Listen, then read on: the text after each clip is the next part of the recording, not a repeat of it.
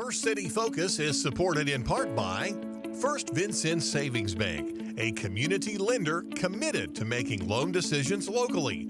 Online at frsb.net. Good Samaritan, a regional healthcare center offering a variety of services from primary care to same-day joint replacement surgery and more. Good Samaritan online at gshvin.org. Duke Energy, powering the lives of its customers and communities. Online at duke-energy.com. And by Vincennes PBS members, thank you. Thanks for tuning in to First City Focus. I'm your host, Nicole Carey. On this episode, the summer months mean an increase in swimming activities for all ages. We'll find out how a new initiative is trying to prevent this summer fun from becoming a tragedy by providing swim vests at public pools. It's been 1 year since a new structure for the Family Health Center was rolled out. We'll find out how the system is serving our community. We'll stop by the mega pet adoption event that recently took place in an effort to find forever homes for many dogs and cats. And we'll visit the historic Vincennes Farmers Market as it gets into full swing for another busy season. We have these stories and more right now on First City Focus.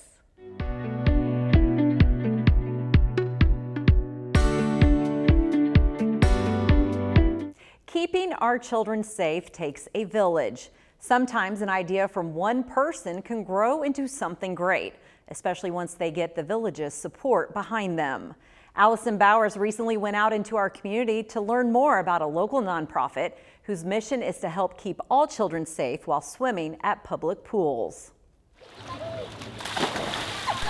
Bringing awareness to that topic, because a lot of times you can bring this idea up and people are, oh wow, that's a great idea. Okay, let's back it. Let's keep our children safe. Maria Morrison is using heartache in her past to help protect the children of the future. It was placed on my heart a few years ago after I lost a child that I knew very close to me due to drowning. And this past year, it was just impressed even more to put this program in place, because it's just a few seconds and a child can drown, and drowning is silent. My first LifeVest, I have it hanging over there, was given to me by a lady in town. She had just moved here. We got to talking and I was sharing with her before this even came about my vision for it and how I really wanted to implement it. And she believed in it so much that she gave me that first LifeVest. And I've kind of held on to it because it's my beacon of hope.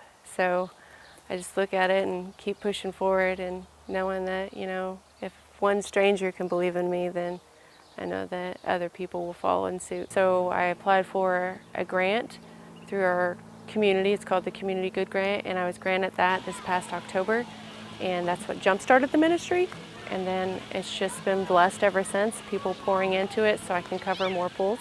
LifeVest is now fully stocked and operational at the public pools in Vincennes, Washington, and Lawrenceville. And I didn't expect to be able to cover all these other pools. I thought I'd get mine done and then I'd just start covering them as I got the funds. But it's just the floodgates of heaven opened up and boom. I've had a lot of people who have either lost a child or had a near-death or drowning experience themselves. They just fell in love with the ministry, so they wanted to accommodate it because, it was a form of solace for them. And even though the LifeVests have only been in place starting this summer, they are already getting plenty of use. Usually we use about 15, 20 of them a day. So it's been a great, and actually we've had adults use them too. Every single day we have a lot being used. Last week when we came, we had about 4 or 5 kids who used them. And then today I think we've got 1 or 2 who are using them. Yes, the first rack was donated by the Friends of Knox County CASA.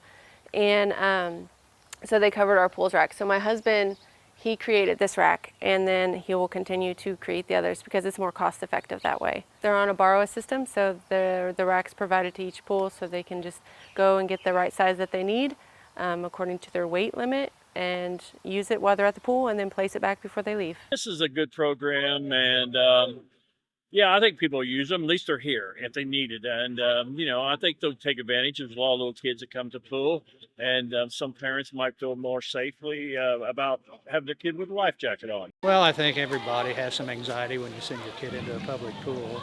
So if there's a life vest that's available, I'm sure that people feel a little bit safer. And we have sizes from infant all the way to adult. There's adult vests in here too, because a lot of times special needs children are older and they need that extra help. Having this in place puts those parents too at ease, that it just makes their day go smoother, that, oh, it's already here. It's just being mindful that, water's fun. We just got to respect it and respect what we need to do to keep our children safe. We had some kids who would bring them, and then some days they would forget, and then they couldn't come to the pool because their parents asked for us to make sure they had a life jacket. So this way, all the kids get to swim still. I mean, last year we've had to jump, the lifeguards had to jump in and save so many kids. This year here, it's probably not even, I'd say, 2 or 3 people so far. And it wasn't serious this year, but with them using this, it takes a lot of it off our shoulders. It adds an extra level of security for us. It helps us to know that the kids who maybe aren't as strong of swimmers can still swim and still have fun. It's just being mindful that, water's fun.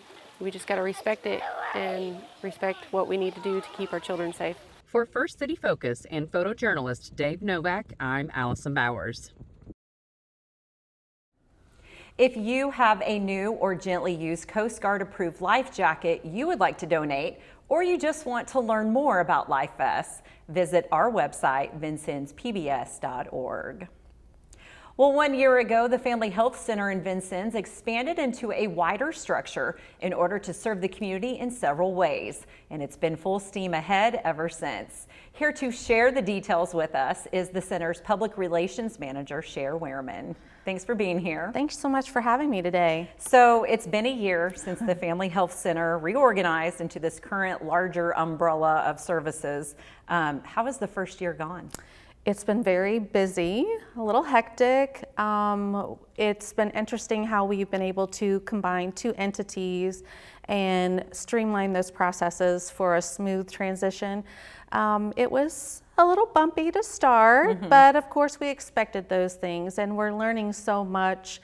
And then by the first of the year, we were at a point where we could really begin reviewing our processes to even see how to improve upon them. So we've done a lot of things that have helped us shorten the wait time for appointments, which was very important for us. And so that's been great. But then along the way, learning things through the accounting systems, just daily operations, little things here and there that have really improved our programming overall. Okay, and for those that may not be aware, explain who all now is under this umbrella of the Family Health Center. So the Family Health Center just last year recently absorbed the former Samaritan Center, so the behavioral health care centers here in Knox County, as well as Davies, Martin, and Pike.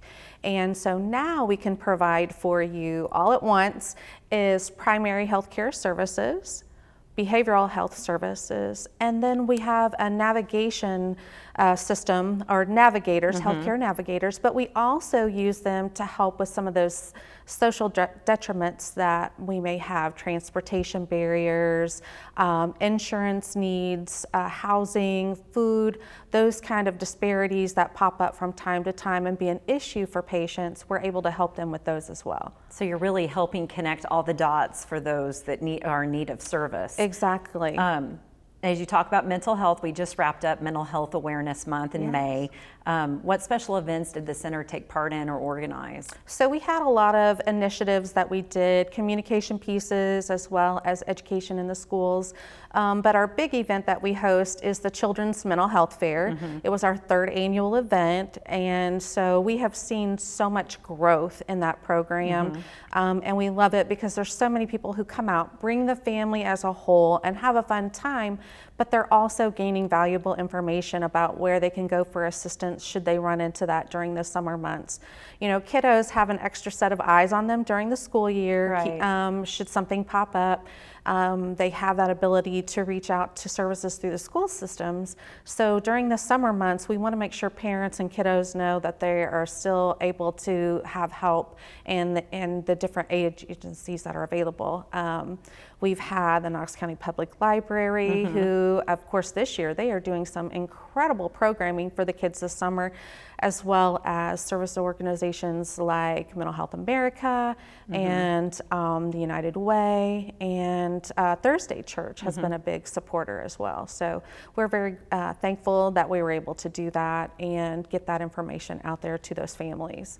Public awareness of the services that you do provide, especially when we're talking about mental health, it's so important. It is. I know you and I were talking earlier about the Lincoln Career Fair, and the interaction that you had with the students there kind of gives you hope for the future. Absolutely. You know, growing up, especially men, they didn't talk about emotions, Right. Even as a child for myself, that wasn't really anything that we really shared with anyone other than maybe mom. And so it was taboo to talk about for so long.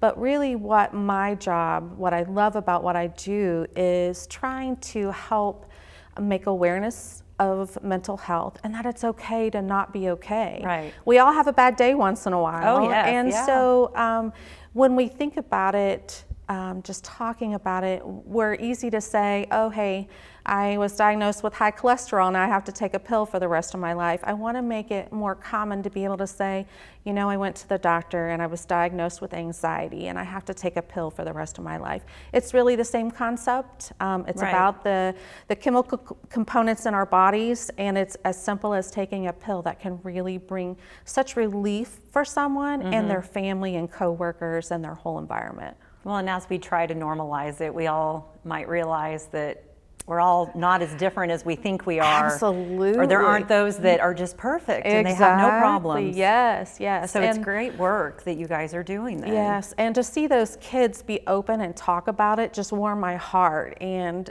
you know, it was just normal for them to discuss. Yeah. So I think we'll see great strides as years continue to pass on. But just making people more comfortable and aware of the programming is so important. Absolutely.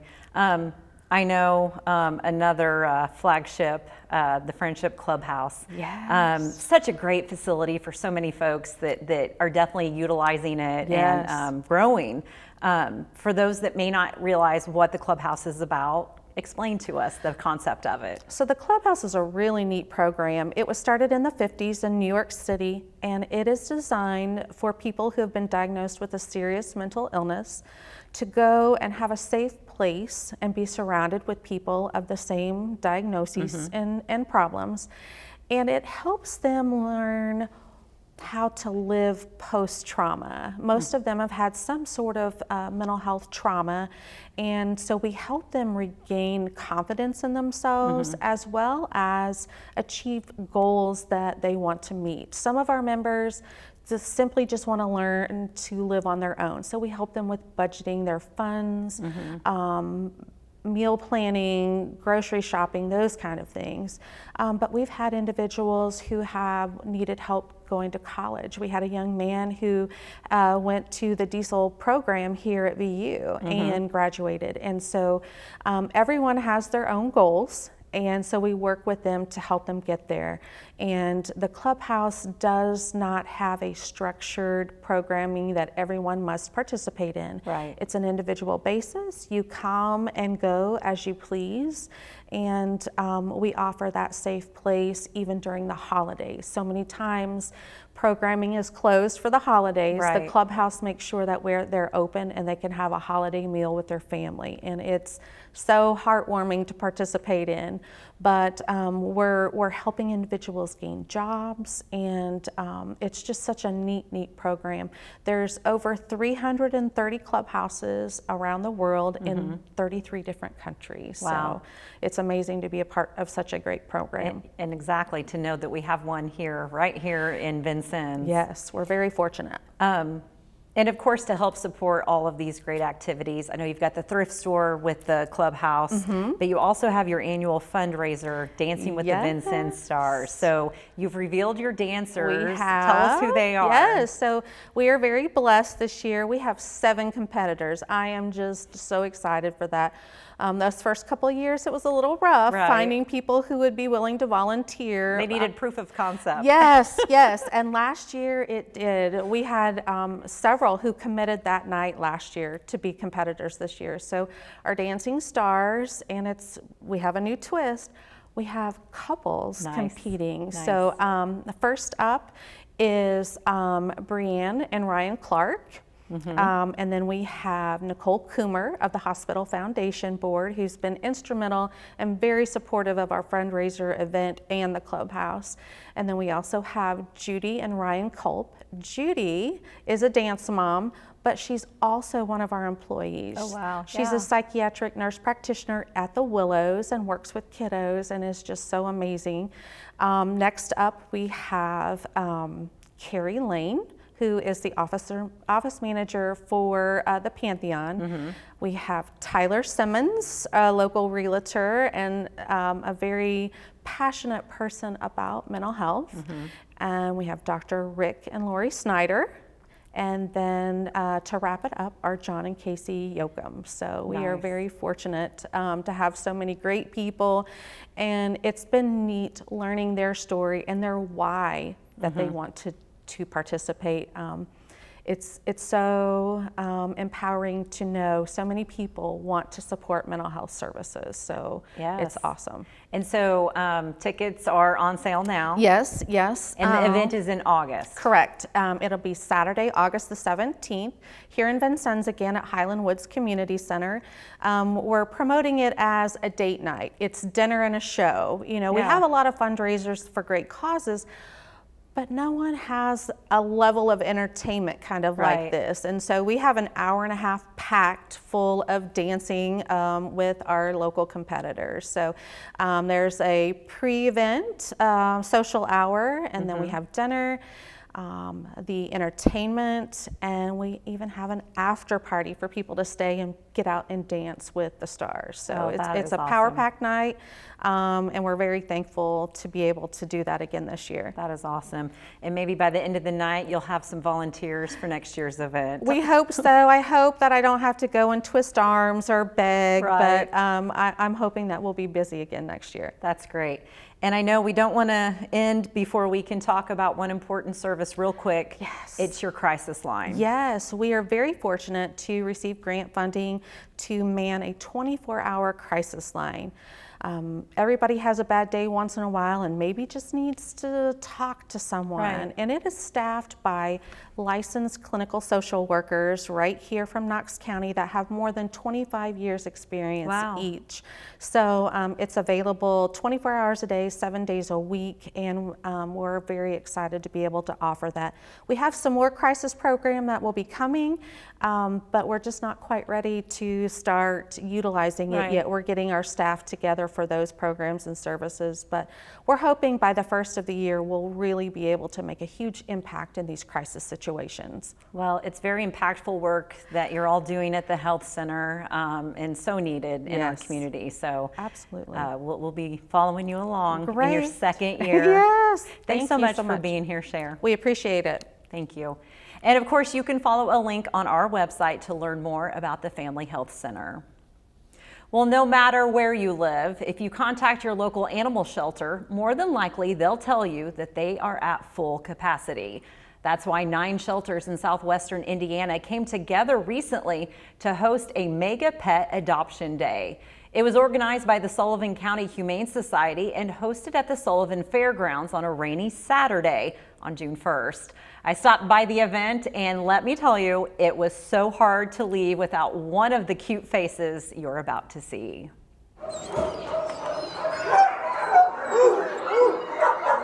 So we've got several different counties. We're all fighting the same problem. Pet overpopulation, a huge number of unwanted pets, whether they're owned or strays. So, you know, kind of building a coalition where we're trying to figure out how to get the word out that this is a problem.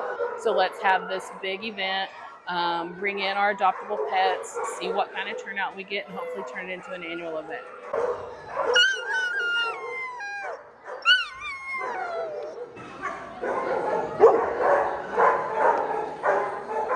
Very important because all of the shelters are packed full. The shelters are so full that we don't have any open kennels. There's too many folks that aren't spaying and neutering their pets, so we have a surplus of animals that are homeless.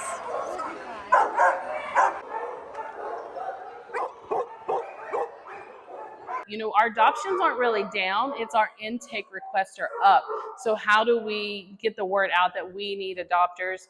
We've discounted these prices, you know, tremendously for what we put into these animals. If you call around your local vet offices and price quote everything that these animals have been medicated for, and then take a look at your adoption fee, you'll be astonished at the difference. Everybody's just wandering around looking at the dogs and cats from all the different agencies and hopefully selecting one that they like. But there's a place for people to do a meet and greet if they want to spend some time in a quieter location with a dog or a cat. We do have meet and greet rooms. So and then all agencies are doing same-day adoptions today.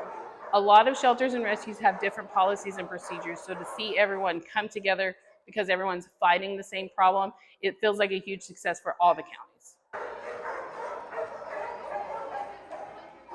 I have been wanting a dog now for some time. Mine died about 6 months ago. So it's just not the same without a dog at home. I just walked in the door and she was about the second one in line at Inner Pen, and I just thought, she's beautiful. She's just exactly what I want. To know that these pets are going and they're going to come out of their shells, they're going to develop their personalities, and they're going to get that one-on-one attention is great. Leah Reagan tells me that just over 30 cats and dogs were adopted out. That includes 7 cats and 1 dog from the Vincennes Animal Shelter. No doubt the heavy rain that day might have kept some folks from coming out, but plans are underway already for next year's event. And of course, all of these shelters are open throughout the week for anyone looking to adopt a new pet.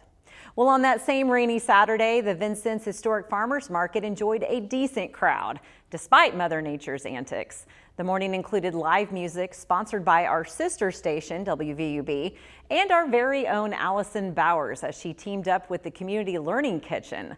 Let's take a look.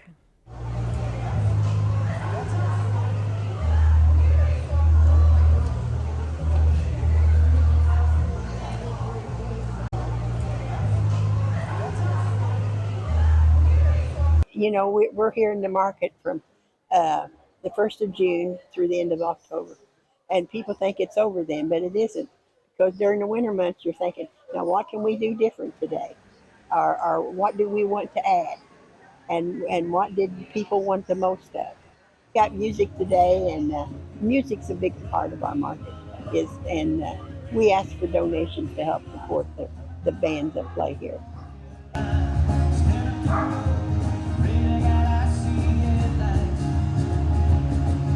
Because if it does rain a little bit, it doesn't bother us. That's why we have the Blazer Music Stage set up inside today. And Bill Brower is going to be there with his friends playing. So good morning. Good morning. How are you today? I'm doing great. Talk to us a little bit about your music and what you're going to be doing today. Okay, well, we put this little group together called Bill and Friends. It's a kind of a side gig from the Alexia Caballero group.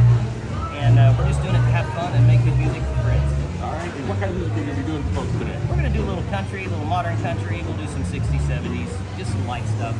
All right. Should be a lot of fun. We appreciate you being here. We're happy to support live music, arts, and culture in our community at today's public radio. I'm not a running egg person.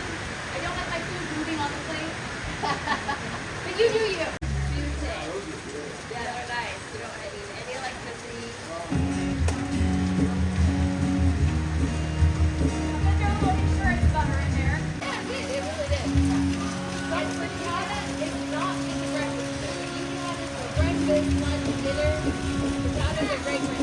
Last year we put the pavilion on, this new addition for the food court, and we had another donation, and we're working with the city to clean up our bathrooms and things like that.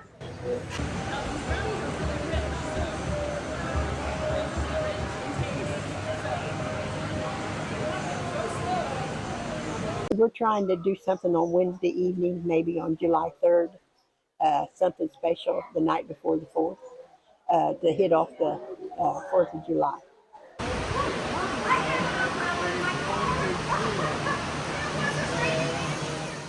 You know what, rain or shine, we're here. If the people just get their umbrellas out and come on down. Make sure you got enough time to shop because you'll want to look at every booth. Every booth is different.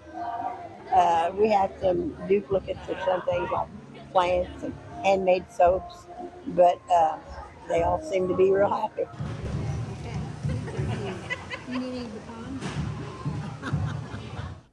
The Vincennes Historic Farmers Market will run throughout the summer at the Downtown Pavilion every Saturday morning and Wednesday evening. You can catch Allison Bowers in the Community Learning Kitchen back at the Farmers Market on July 6th, as well as at the Knox County Public Library on July 10th. We have all that information on our website. And now for our final focus. With the opening of the Vincennes Teen Center earlier this year, other efforts are now getting underway to involve children of different ages, including the Vincennes Children's Choir. Kids going into the 4th through 6th grades who love to sing have all been invited to take part in the choir. Lydia Jones, who works as the music director of the Vincennes Catholic Schools, is leading the choir for all area children from Knox County Schools. We were there for the first night of rehearsal. Let's see how this fun opportunity is hitting all the right notes. Stand up, sit down, from the left to the right, with a stomp and a tap and a clap and a click. Do it together and see if it sticks. We are going to be meeting on Monday nights here at Old Town Players, and it's a free activity for students going into 4th through 6th grade who love to sing. Do it together and see if it sticks. Very good, girls. Good job. This land is your land, this land is my land, from California to New York Island, from Redwood Forest to Gulf Stream waters. This land was made for you and me. This land was made for you and me. You girls are so smart. Man, I didn't fool you at all. Have a seat. I'm really excited because this will be a great way for all of the elementary school students to meet each other. You know, you have 4 or 5 different elementaries right here in Vincennes. It's a great way to make new friends. Dad, I'm proud to be an American, where at least I know I'm free. And I won't forget the men who died, who gave that right to me. And I'll gladly stand up next to you and defend her still today. 'Cause there ain't no doubt I love this land. God bless the USA. You can catch the first performance of the Vincennes Children's Choir at the 4th of July parade, where they will be singing from their float while also throwing candy. They'll also be performing at the Watermelon Festival and at the end of summer concert, then again around Christmas for a holiday concert. If you know of a child who would like to take part in the Children's Choir, it's not too late to join. You can find out more information by following a link on vincennes.pbs.org. And that's all for this edition of First City Focus. For everyone here at Vincennes PBS, I'm Nicole Carey. Join us again next week.